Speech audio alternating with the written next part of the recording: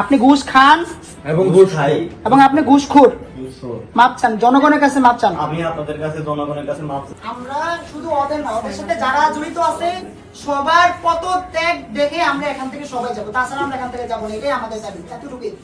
আমাদের এখানে অনেকেই আছে যারা নাকি, যাদের সহায়তা আমরা নেই, যারা আউটসোর্স কর্মচারী, মানে আমাদের এখানে কিন্তু সরকারি কর্মচারী যারা আছে, পার্মানেন্ট স্টাফ, এর একটা বিরাট অংশ এখানে কিন্তু পার্মানেন্ট স্টাফ না, এরা কিন্তু হলো আমাদের জাস্ট আউটসোর্স কর্মচারী।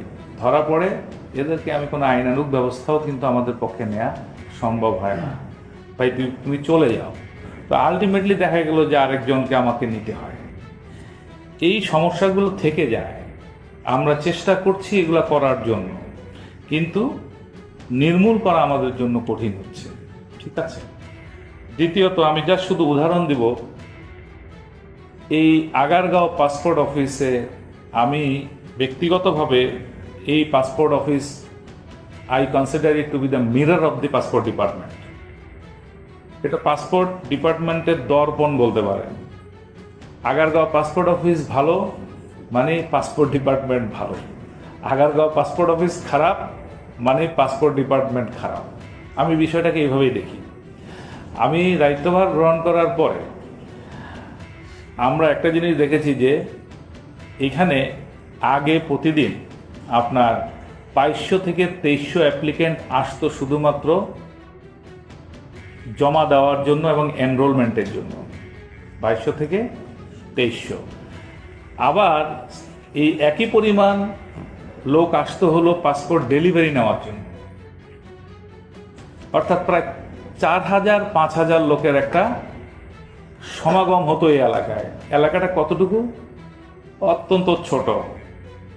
এই ছোট এলাকার মধ্যে 5000 লোকের সমাগম এবং এটাকে ট্যাকেল করা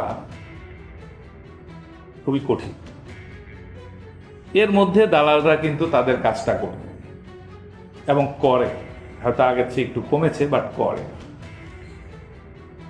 এটার জন্য জাস্ট আপনাদের অবগতির জন্য আমি একটু বলতে চাই,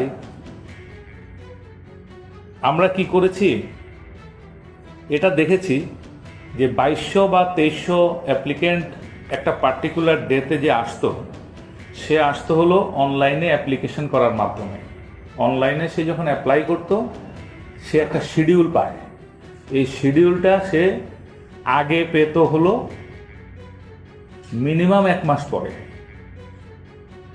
বোঝার চেষ্টা করবেন।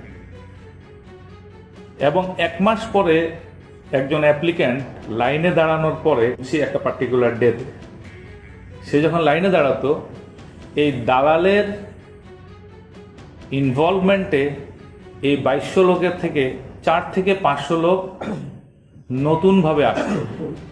4 থেকে 500 লোক দালালকে ধরে শিডিউল ছাড়া তারা লাইনে আসতো। কিন্তু আমার ক্যাপাসিটি একটা পার্টিকুলার ডেতে 2200 বা 2300-র বেশি না। ফলশ্রুতিতে কি হতো, শিডিউলে যে থাকা 2200 বা 2300 লোক থাকতো, তাদের মধ্য থেকে 400-500 লোক ফেরত যেত। আমি কি বোঝাতে পেরেছি?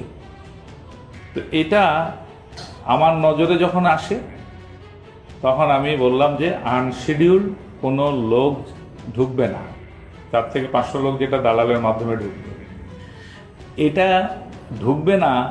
আমি তো ডিজি, আমি তো ঢাকা বিভাগীয় পাসপোর্ট অফিসের অ্যাকচুয়ালি অফিস হেড না, কিন্তু তারপরও আমি এখানে আমার অধিকার চর্চা করলাম। ডিজি হিসাবে আমি এখানে হস্তক্ষেপ করলাম, কারণ আমি বলেছি this is the mirror of the passport department. এটা করতে গিয়ে আমি কিন্তু অনেক বাধা বিঘ্নের সম্মুখীন হয়েছি। আমি জিজ্ঞেস করলাম, কেন আমাকে এই 400-500 লোককে আনশিডিউল দিতে হবে? আপনারা উত্তরটা কিন্তু জানেন। উত্তরটা কি? উত্তরটা হলো, রাজনৈতিক ব্যক্তিবর্গ যারা আছেন, ওনাদের রিকোয়েস্ট থাকে, ওনাদের সেই রিকোয়েস্ট এন্টারটেইন করতে হয়। সরকারি কর্মকর্তা যারা সিনিয়র লেভেলে আছেন, তাদের রিকোয়েস্ট এন্টারটেইন করতে হয়। বহু ধরনের বিজ্ঞ লোক আছেন সমাজে, সম্মানিত ব্যক্তি আছেন, ওনাদের রিকোয়েস্ট থাকে করতে হয়। এইগুলো করতে করতে আলটিমেটলি দেখা যায় যে যারা শিডিউলের আশা প্রার্থী তারা কিন্তু সেবাটা 1 মাস পরে এসেও পাচ্ছে না।